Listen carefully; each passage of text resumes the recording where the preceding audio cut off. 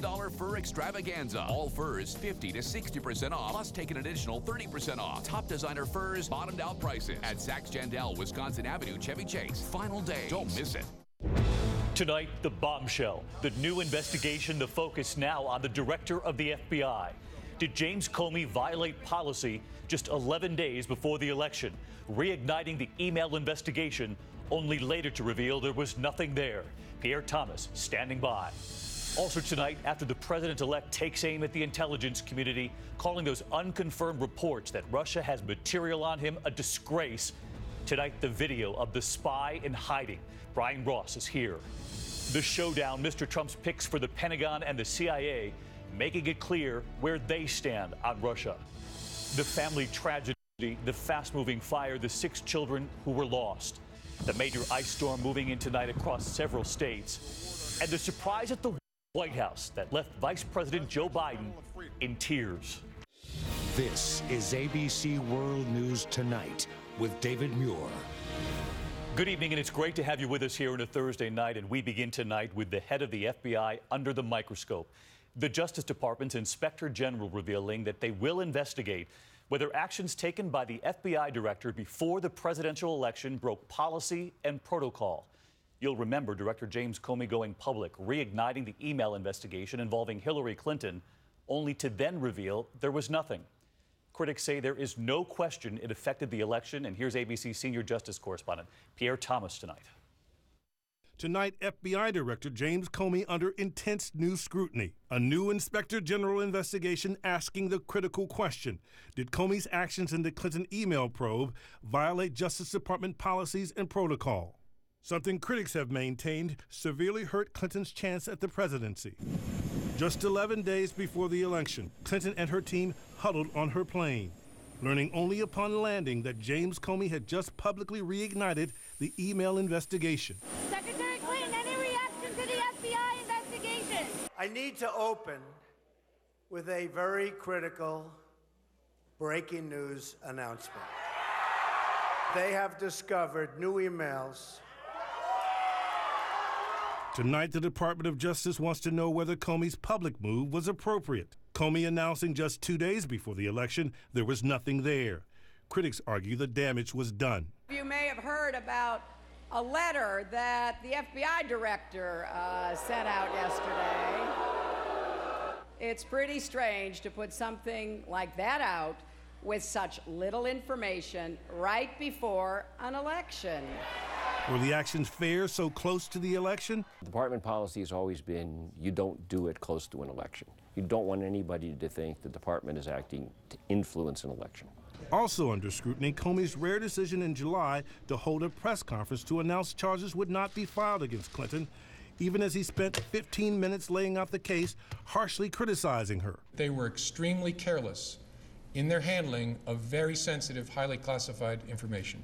But then saying, no reasonable prosecutor would bring such a case. Rarely does a prosecutor go into length like Comey did with respect to Hillary Clinton. Comey says he made tough decisions based on bad options while wrestling with the need for transparency. But the Clinton team says Comey's move 11 days before the election was devastating. If this election had been held 10 days earlier, prior to the sending of Jim Comey's letter, Hillary Clinton would be the 45th president of the United States.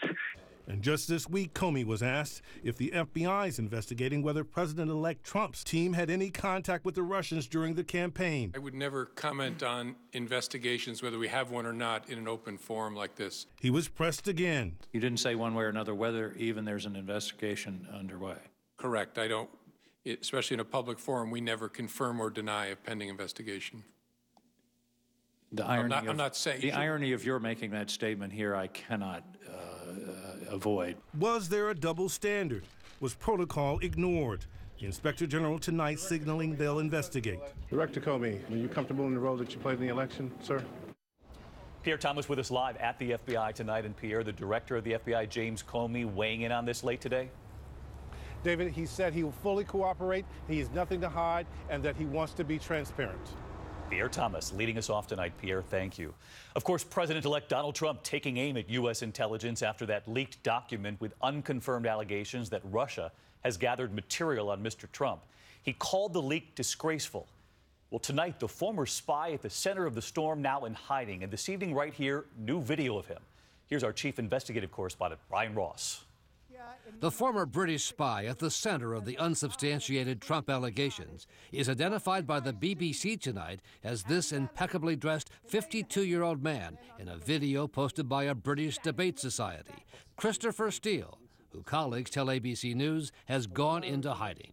Today in Washington, Vice President Joe Biden confirmed that he and the president were briefed by intelligence officials. We feel obliged to tell you, Mr. President, because you may hear about it. We can't say it's not true. We can't say it is true. The Russians and Trump have angrily denounced the allegations as completely false, including the unverified claim that Trump was secretly recorded when he visited Moscow.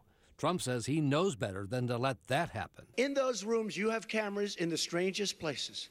Cameras that are so small with modern technology, you can't see them and you won't know. But spies for the former KGB are famous for just that kind of blackmail tactic against foreign visitors. U.S. officials say the Russians posted this video of an American diplomat with an alleged prostitute, complete with background music, after the diplomat refused to become a double agent. The Cold War ended, but the Russian intelligence operations in hotels in Moscow targeted against Americans has never stopped.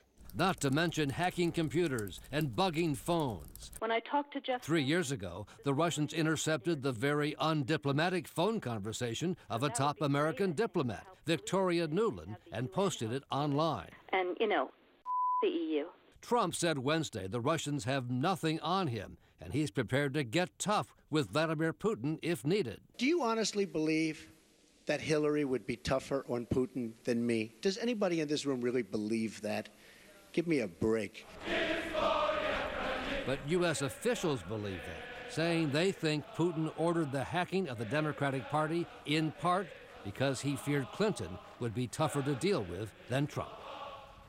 As for that former British spy, authorities tell ABC News tonight he's considered a trusted source who's been helpful with past FBI investigations involving both the Kremlin and Russian organized crime. David. All right, Brian, while I have you, I want to show everyone at home a curious moment on C-SPAN today. Take a look at home. This was Congresswoman Maxine Waters talking on C-SPAN. She's on the House floor.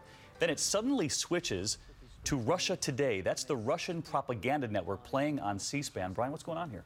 Well, it went on for about 10 minutes. C-SPAN says they believe at the moment it was an internal routing issue, but with all that's going on, it raises a lot of questions. All right, Brian Ross with us again tonight. Brian, thank you. It was 24 hours ago here, President-elect Trump saying that document would turn up nothing, saying there is nothing there, blaming the intel community for leaking the unconfirmed report. Tonight, we've learned that just hours later, after his criticism, he received a phone call from the Director of National Intelligence, James Clapper. Tonight, ABC's Jonathan Karl on what was said. Tensions between Donald Trump and the intelligence agencies flared again today following the president-elect's unprecedented attack. That the intelligence agencies allowed any information that turned out to be so false and fake out. I think it's a disgrace. And I say that, and that's something that Nazi Germany would have done and did do. Hours later, Director of National Intelligence James Clapper called Trump himself and took the rare step of releasing this public statement. I expressed my profound dismay at the leaks that have been appearing in the press, and we both agreed that they are extremely corrosive and damaging to our national security.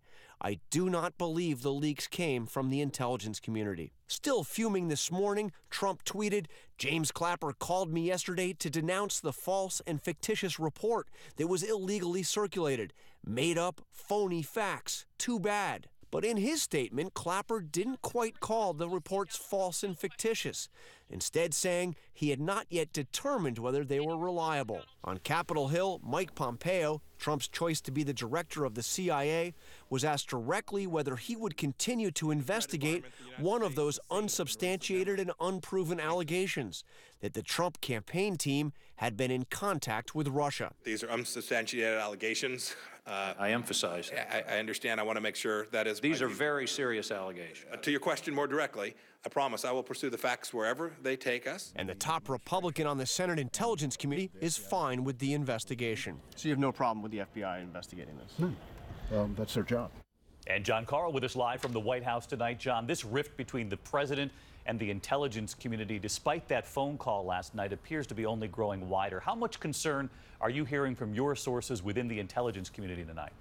There's concern, David, that there has been lasting damage done to this relationship, but I expect that Trump's choices to be Director of National Intelligence and the head of the CIA will be quickly confirmed. That means that shortly after he is sworn in as president, he will have his own people at the very top of the leadership of the intelligence community. Which could make a big difference. John Carl with us from the White House. John, thank you. It was last night here, President-elect Trump saying it was Russia behind the hacking, then adding it could be someone else.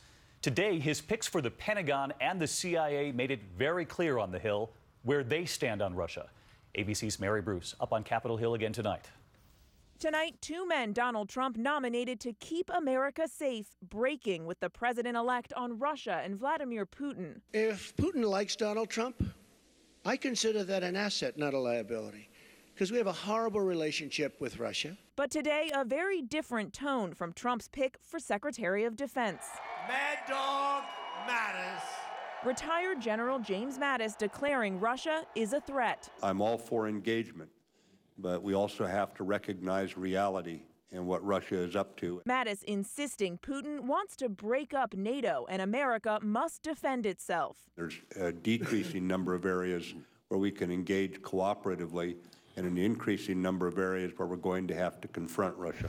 The general's words welcomed by Senator John McCain. And I appreciate his expressing his candid views to the committee. Do you think the president-elect will take his advice? Do you hope he takes his advice? I'm supposed to answer that. Just one floor up, testifying at his confirmation hearing for CIA Director Congressman Mike Pompeo, also drawing a harder line on Russia than the president-elect. On the DNC hacking, Trump's finally conceded it was Russia. As far as hacking, I think it was Russia. And then he said... But you know what? Could have been others also. But from Pompeo today, no hesitation. It's pretty clear about what took place here, about Russian involvement in efforts to hack information and to have an impact on American democracy. Some Republicans concerned about the conflicting signals coming out of the new administration. We live in very dangerous times. And the last thing I want to do is send a mixed message to Putin. The president-elect has signaled he's not likely to take Graham's advice. Lindsey Graham. I've been competing with him for a long time, and he's going to crack that 1% barrier one day. I didn't realize Lindsey Graham's still at it. And Mary Bruce with us live from Capitol Hill tonight. Mary, despite that criticism there from the president-elect, Senator Graham continuing today raising concerns about Russia and also about the Secretary of State nominee Rex Tillerson. David, Graham is one of at least 3 Republican senators who say they're still undecided on Tillerson.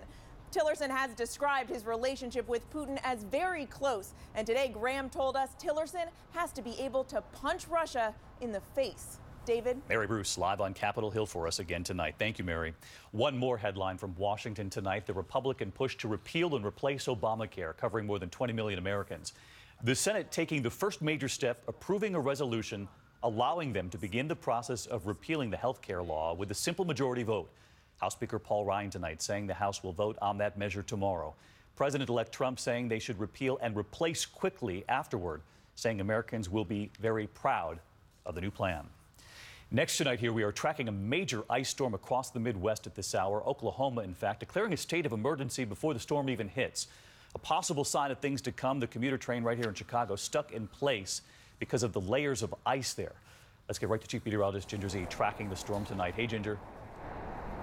Hey there, David. Trees, power lines, and roads, beware. Up to an inch of ice is about to fall in parts of the plains, and I want to show you where. We've got this set up. Plenty of moisture from the Gulf going to hit that stationary front right up and over it, hit the cold air, and along that jet stream and a low pressure system, you're about to see some ice drop. So it's really rain that drops into that freezing layer, and you've got the ice storm warnings from Gage, Oklahoma through Lebanon, Missouri, right there in the middle along that stationary front. The timing starts tonight and goes through Sunday morning for most folks. It's not going to be the entire time, but certainly could see accumulations and big time impacts in the zone that you see highlighted there, David. Meteorologist Ginger Z with us. We'll see you tomorrow morning, Ginger. A major automaker in the headlines tonight after reporting Volkswagen will pay more than $4 billion for cheating emission tests. Tonight, There is word that Fiat Chrysler is now accused of doing the same thing. The EPA claims the company used software to cheat tests on about 104,000 vehicles, including some 2014 and 2016 pickups and SUVs with diesel engines. The company tonight denying intentionally breaking the law. There is still much more ahead on World News Tonight this Thursday. The school bus in Houston engulfed. The pictures coming in tonight. Several students on board when the engine ignites. We'll have much more on this after the break. Also, the family tragedy, the inferno inside this home. So many children lost, and fire officials are on the scene. The investigation coming up. And it is hard to pull off a surprise at the White House today, but the vice president had no idea why he was really standing there next to the president. You have to see this when we come back. Before I had the shooting, burning of diabetic nerve pain, these feet kicked off a lot of high school games, built a life for my family, and like to help others in need. But I couldn't bear my diabetic nerve pain any longer, so I talked to my doctor, and he prescribed Lyrica. Nerve damage from diabetes causes diabetic